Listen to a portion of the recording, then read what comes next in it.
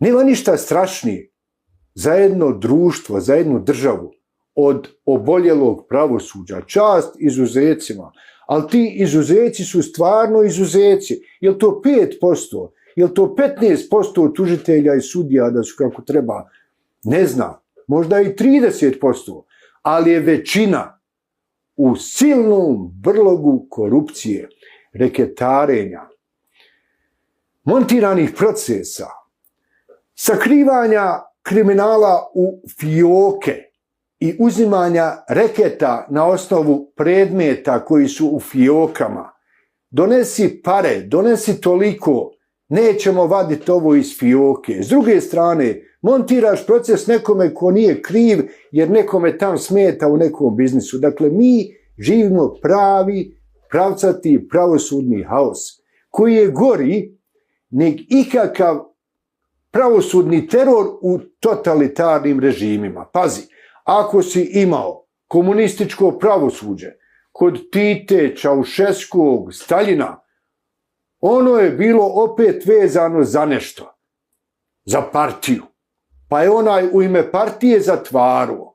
A sad je partija postala kriminal. Sad je kriminal i lanci kriminala i ti karteli i narkomafija, oni su sad partija, oni su sad ideologija i njima služe razni tužitelji i razne sudije. I od toga dobijaju razne apanaže.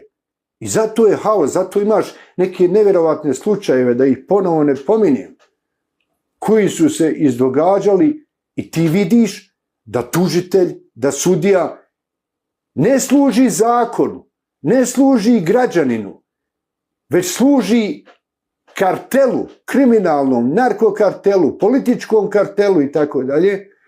I ti onda kao građanin si potpuno nesiguran. I zbog toga je možda i normalno, razumljivo, što vlada šutnja oko nekih slučajeva, oko nekih događaja. Jer su ljudi razumjeli da te može pojesti mrak, da ti se može začas nešto napakovati. I onda će ljudi da bježe od tvoje pravednosti, jer zna ako je tebi napakovo, može napakovati njemu.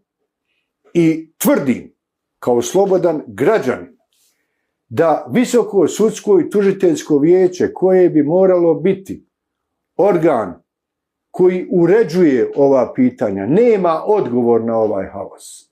I mi bi sve morali, ako ima slobodnih intelektualaca, ako ima slobodnih akademskih adresa,